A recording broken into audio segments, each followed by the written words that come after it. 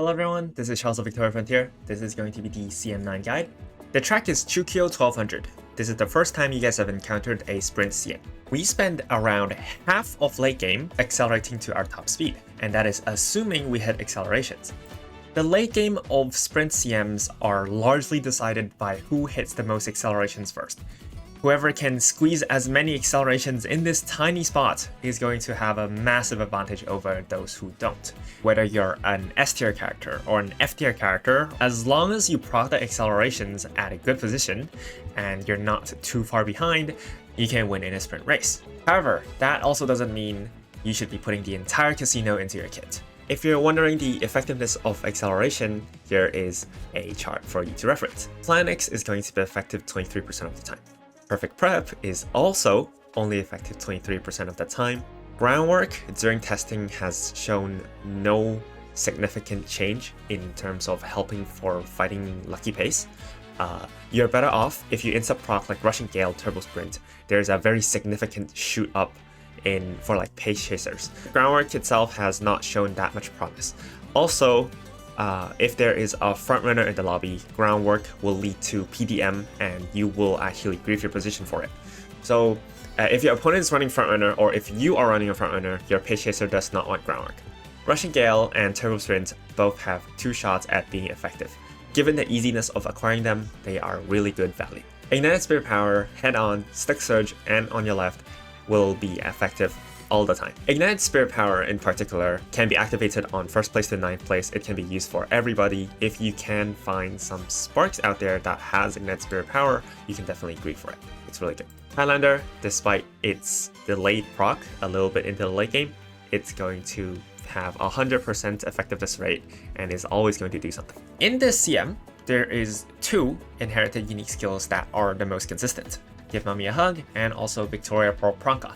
Given that these 2 are the only positional accelerations that can be consistently, instantly activated when you enter the late game, these 2 are must-buys on pace chasers. As for these random accelerations, since there are 2 shots for Rushing Gale and Turbo Sprint to be useful, they are actually going to be really good value. My suggestion for this CM, the correct amount of acceleration is going to be 1, 2, 3, 4, and then 1, or actually both, because these 2 are very high value. The last skill I usually don't buy. The rest of your skill points should be invested into speed skills, because speed skills are very, very strong as well on the CM, especially corner skills. If you can get like triple double corner, Professor of Curvature, Pace Chaser corners double circle, and Sprint corner double circle. If you can get all 3 of these in your kit, they are really, really high value and will have a very high chance of speed carryover. Speed Star is also pretty good on this track, and you can consider grabbing it too. Straightaway skills have a decent chance of being like a dud skill. They proc during your acceleration at both the start of the gate and at the start of late game. You can go for double circle corner more so than an extra straightaway skill. On sprint, fronts and paces naturally have an advantage over lates and ends. That distance is easily stretched on a sprint race, given that they don't have that much time to catch up. They don't have enough time to stay at max speed, right? It takes like half the late game to accelerate to top speed, therefore they don't have enough time to abuse their own top speed. Sometimes, a late surger, for example Air Groove, would make her way all the way up into the pace pack and like insta proc and On Your Left and challenge for the front. But aside from late surger Air Groove, I feel like most of the other Umas don't have that much of an advantage on late surger, because Pace Chaser is a very low investment, high return. They are by far the strongest strategy in the CM. Second to it is, well, in terms of winning the hardest, is probably frontrunners. Frontrunners, if you can triple front and hog up 1, 2, 3, and attempt to create a dueling situation, you are actually the second strongest, or actually you have a lot of control over the lobby. However, it's way too much effort. So my recommendation for the CM is just go Pace Chaser. Second is like maybe fill in a late surger, but triple pace will probably do you better. And then frontrunners for the ultimate sweats that you really have a lot of time and you just want to play with frontrunners. And then lastly is Encloser. Encloser really hasn't seen that much promise in rematches. You're better off doing the lower investment option, that is Pace Chaser. Sprint CMs don't really occur that often. You don't really have to over-invest time and effort into it. Building pacers that you're happy with, that hits the stat lines and hits the acceleration skills, hits the mid-game skills, is going to be very much enough for you. Now, let's move on to the stat lines and aptitudes. Sprint S is worth around 0.67 links. Turf S is worth 0.7 links-ish. Well, this is assuming that we proc a reasonable amount of acceleration.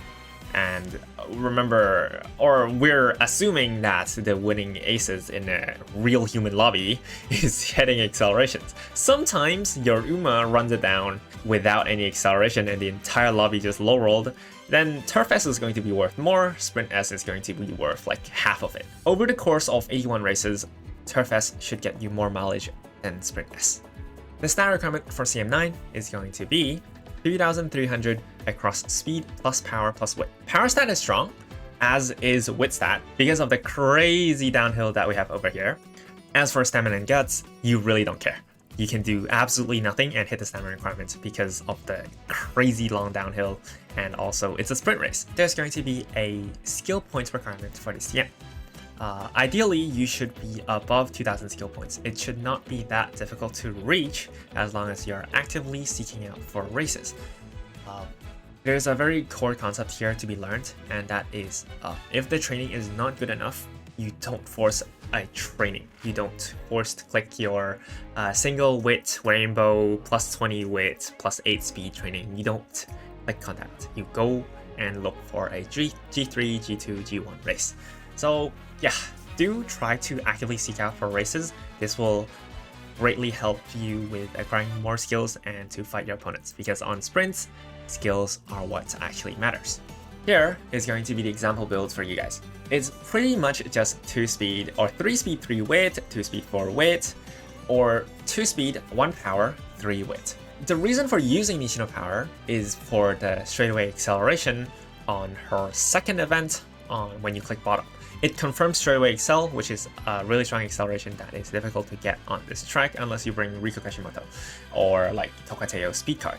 Just always remember that you bring power cards in Umamusume for the skills on them. You don't bring power card to click power. Power training is utterly dogshit in Umamusume. The efficiency on it is terrible. You should not be relying on clicking power to get power stats. You should be clicking speed and using power sparks to get power. Straightaway excel also can be obtained on fine motion if you really gamble 1 in 5 hints with fine motion. I personally don't really like the idea of that. If you're going for the ultimate high roll and you have the power sparks for it, you can definitely go for it. Why am I in the middle now? Okay, here is the complete list of the cards to use that I do recommend in this CM. So CM9, it's just speed and wit and maybe one mix of Rico or a pint of power card. I think the only real power card in this track is just Nishino power. Otherwise, you're not really caring too much about power cards. Just go speed and wit. Get your power stat above 1000, above 900. If you don't have 900, slam your ace, okay? And these are just the support cards. The right side is the ones that I will prioritize more. The left side is the ones that I will least prioritize. Basically, you just read it from the right to left. I think Marvelous Sunday should be rated much higher because Marvelous Sunday has ridiculous value in a very high wit deck when you're aiming for 1200 wit. She has Ramp Up, Tailed High, a Straightaway Adept. They're all hinted level 3, as well as a 10 race bonus. Always remember to have to keep track of your race bonus and at least have 35% race bonus in your deck. As for the speed department, over here at speed cards, we have Sakura Bakshino, which we really want because of the Turbo Sprint skill. Rushing Gale, if your character is Sakura Bakshino, because Bakshin already has Turbo Sprint. And then for Pace Chasers, you can go for an extra head-on from Mayano Top Gun speed card. This also has power bonus, which is pretty nice to have. That's all for introducing the support cards for CM9. Now, let's go over some of the stronger Umas. Either your kit already has acceleration, for example, El Conapasa being a first place or second place Uma, if she is first or second in the start of the late race, she just procs Prancha and wins the game. Or for example, Curran-chan, her unique skill is also a speed hybrid skill. Maya no Top Gun is also a hybrid. Falcon is also a hybrid. These Umas have acceleration built into their kit, then that's why they're here on the tier list. Or your kit helps hit acceleration. For example, Air Groove Pace Chaser has a very strong unique skill to push forward in the early game and mid game. This unique skill is surprisingly strong, and that's why I'm putting her in tier 1 in S tier. Bakshino, same idea. Bakshino also has a unique skill that helps her push forward. Outside of this list, I don't really think there's that many other Umas worth mentioning. At the end of the day, just hit the accelerations. You could be at first place, you could be an F tier Uma, be at second place in the late game and instantly hit Prancha plus Mummy Creek, and then you'll be able to win the game. There's really not much meaning for me to make a very overly complicated tier list. Now, let's go over the Umas itself. Up front, we have our favorite Uma, Curran-chan. So, Curran-chan has the craziest stat bonus this CM. Just 10% speed, 20% power on a sprint race. That's like the perfect stat line, not requiring her to bring any power card, less requirements on power sparks, more leeway to push stats. Her aptitudes is is Pace Chaser A, Front B by default, and also Sprint A, Mile D by default. Therefore, she is actually going to only get relevant skills on her Spirit Bombs. It's actually kind of crazy how she's going to just get the entire kit just from Spirit Bombs itself. And it's really nice to roll on her. If you're able to get double circle corners plus Professor of Curvature on her, the chances of her proccing her unique skill is going to increase drastically. So do keep in mind and do try and get all these 3 skills. As for Intimidate, I didn't really mention it earlier because I was introducing the acceleration skills, but Intimidate is a very strong debuff on Sprint. Don't buy the gold skill, do not buy Adore by all, but only buy Intimidate, because the gold skill is 0.25 effect, but double the cost, and the white skill Intimidate is a whopping 0.2 effect, but like half the cost of the gold skill. This should be Curran-chan's kit. She should be the one with the strongest stat line. Her only weakness is that she can't really run mile races to farm skill points. Otherwise, everything about her is strong on this CM. Good for her, because and make a new track, she's not going to be seen for like a good 5 months. Up next, we have Pasa. I think everybody should be bringing one Pasa. This character is way too strong on Sprint. If you're able to hit like 2 Sprint Spark, put yourself at first place, second place, she just auto wins the game. And then we have Sakura Bakshino. S tier, she has innate Turbo Sprint. She doesn't have to bring her own card. She can go Tokai Teo Speed Card Borrow into buying a lot of mid-game skill on Pace Chaser and just speed with all in power sparks, go all the way. She, unlike Curran-chan, can actually run on mile races. Her unique skill is quite strong for fighting for a position. Sometimes she gets squeezed out of 1 to 3 from a front runner in the lobby, and she just doesn't get to proc the unique skill. If she can get that unique skill off, has quite a lot of chances to win the game. Also, she's just easy to build. Over at A tier, we have Smart Falcon. Smart Falcon is to be ran as a solo front. Her strength is that her unique skill, if you can delay it all the way into the home stretch and not proc it earlier, you can insta proc the unique skill like 1 frame. There's 1 frame window to proc your unique skill at the start of the late game, and you will just auto win because of the acceleration plus speed that you get from the unique skill itself, Sparkly Startup. Otherwise, if she there's like more than 1 front runner in the lobby, her unique skill just gets wasted earlier and she just loses. It requires you to run Groundwork plus taking the lead. Although I put Smart Falcon in A tier due to the difficulty in career, if you can make a Turf A, Sprint A Smart Falcon, you can win a lot of races. I think she's very strong. Dodging Danger, Prudent Positioning, How to Wit, Movement Set combo can be utilized to fullest in the CM9 track Chukyo 1200. Finally, In the Umes that I'm going to go over, we have Minor Top Gun. Her unique skill is pretty much just a budget current chan. She's current chan too. She gets head on in her secret events for free. Her only weakness, and her very big weakness, is that she has a very hard career run, and it's difficult to hit actually human stat lines on her.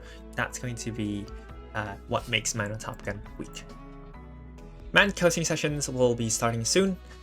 Feel free to join the channel members to find out more in the Discord in members only chat. That's going to be it for the video. I'll see you guys in the next one.